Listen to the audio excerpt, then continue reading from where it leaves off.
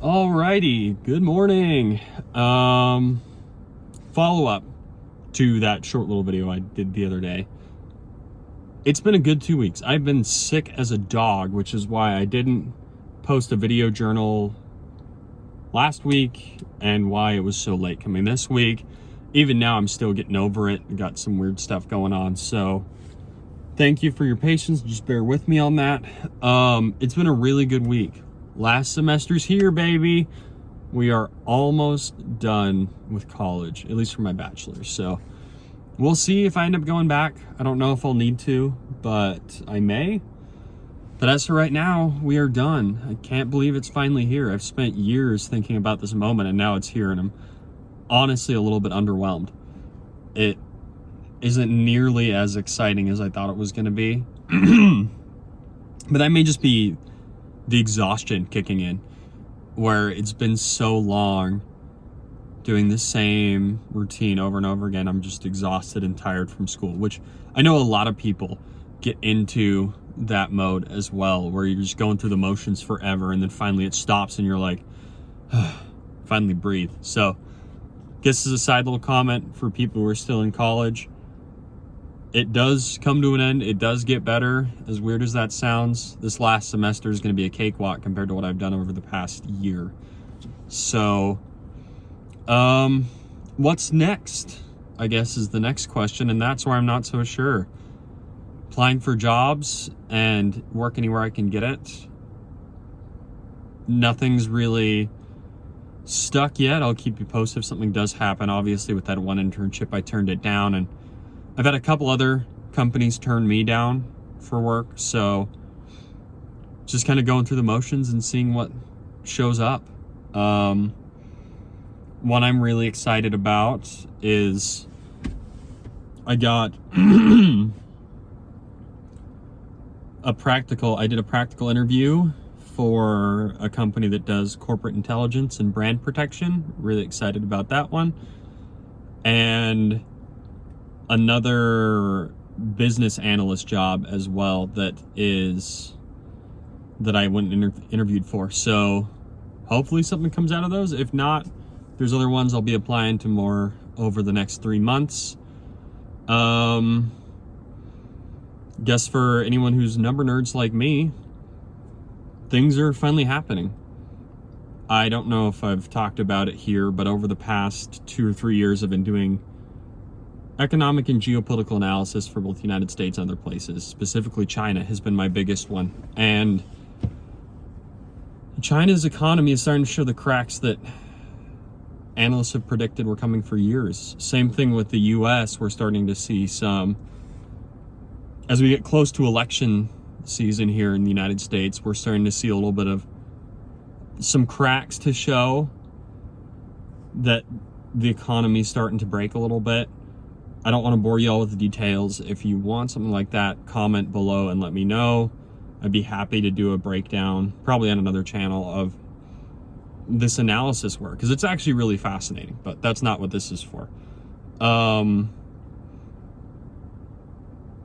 than that, I've been working. I've been doing a lot more content creation stuff for the company I work for. So that's really taken up most of my time aside from school. And trying to date and have a good relationship with my wife has kind of been my big priorities. So it's super boring, but it means a lot to me. What I did want to touch on very briefly is just the power of inspiration, is really the best word that I can put it. In my lifetime, and probably in others, including yourselves, there's just every once in a while, you'll get these moments where it seems like a smarter voice is speaking to you. Whatever you want to call that, I don't really care. I know it's happened to me, and I've heard other people bring it up. And it happened earlier this month for me and for my father. I don't want to get into too much detail because I don't want to air out people's dirty laundries or be telling tales out of school, but the point was,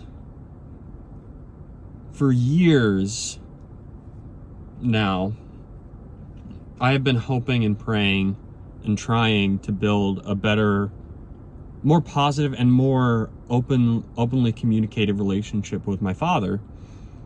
And it's been hard because, like me, he's very self-driven, and if you're in that case, if you have that personality, sometimes it can be kind of hard to be open to communication, especially if criticism is involved. If you're doing something that you know you shouldn't be doing, but you're not ready to accept it yet, that can be really hard. That's something that my wife and I have had long talks about in the past 3 years. And last month, my father specifically had a really powerful inspiration experience that told him about his own shortcomings in his communication style, and I'm okay saying this because I do it too, or I have done it for a lot of my life. It's very much the communication style of you're super skeptical and you don't leave a lot of room for other people to talk. And that can be a problem because whether or not it aligns with the truth, people's feelings matter. They matter to them, and it is their world.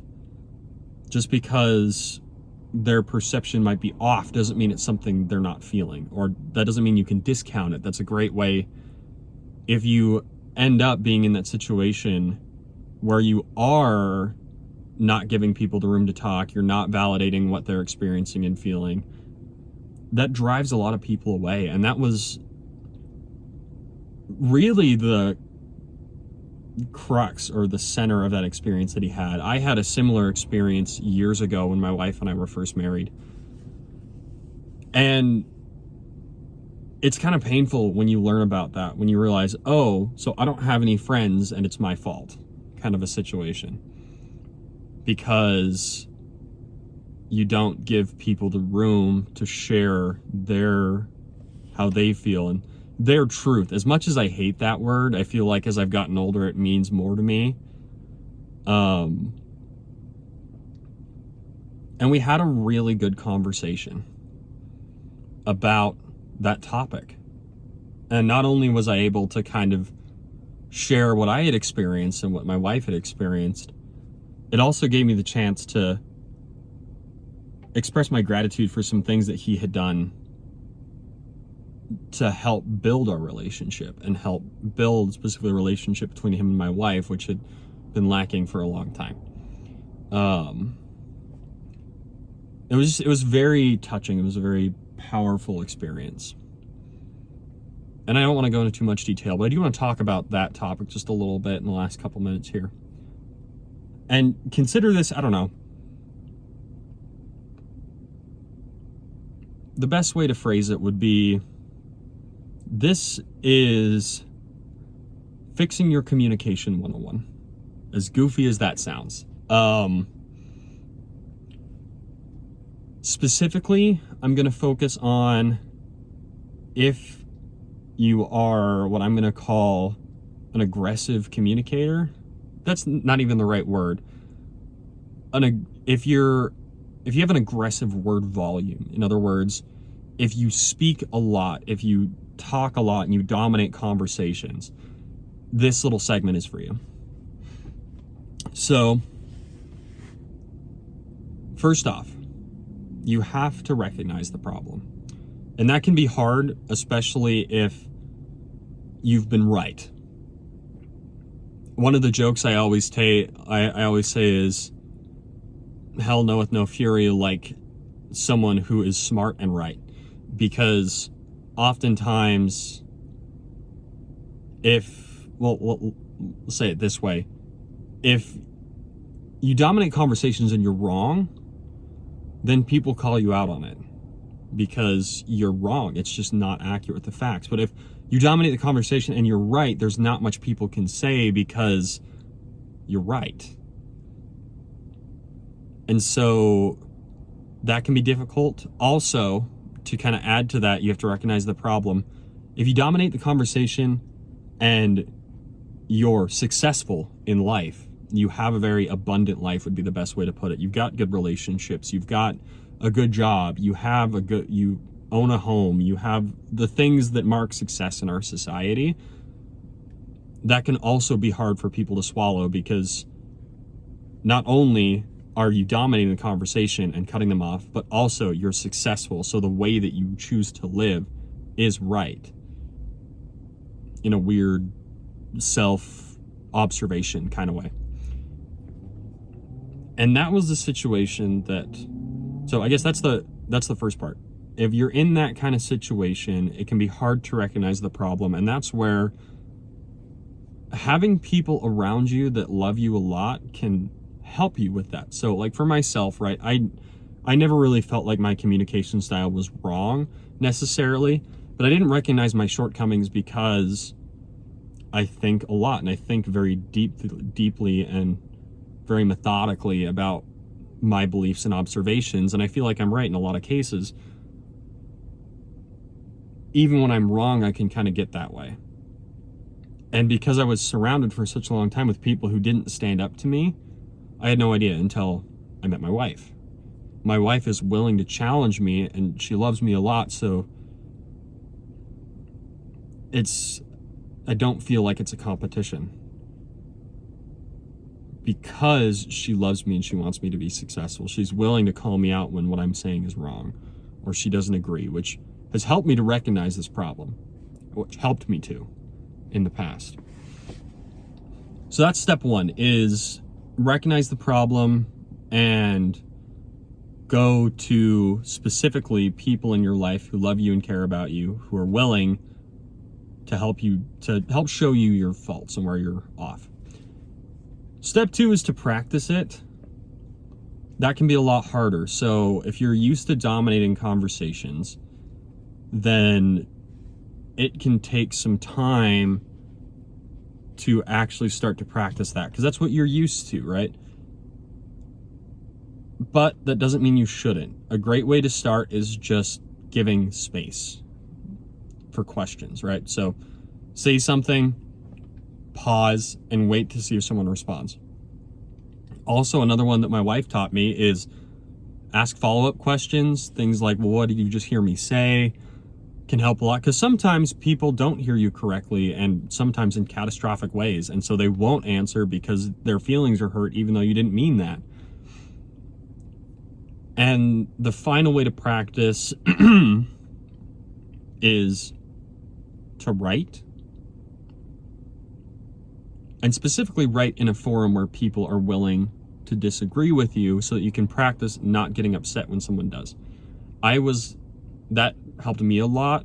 So I write on LinkedIn, I write articles, and every once in a while I get criticism. But even before that, for years, I wrote posts on Reddit. I've made videos on YouTube for 5 years. So it takes practice and time, and specifically practice and time in places where people are going to disagree with you. So to wrap that all back around, step one is recognize the problem. Step two is practice. Best way to practice is take pauses, ask questions, and write. And then the final step is to review your progress. Sit down with people who love you and say, hey, this is what I'm working on. How well am I doing? Communicate that openly with people. And you'll find that people who care about you a lot they'll not only praise you for the good work you've done, they'll help you recognize, hey, you could still put in some work here. Now, there are some assumptions to that 3-step process. They actually have to care. So sometimes look at people who say they care about you but don't, or say they care about you but they're actually more interested in self issues. So there are some kind of concerns with that one, but those are the basic 3 steps. Recognize the problem, practice it, review. Hope you guys found that helpful. I know it's a little scattered today, but see y'all next week.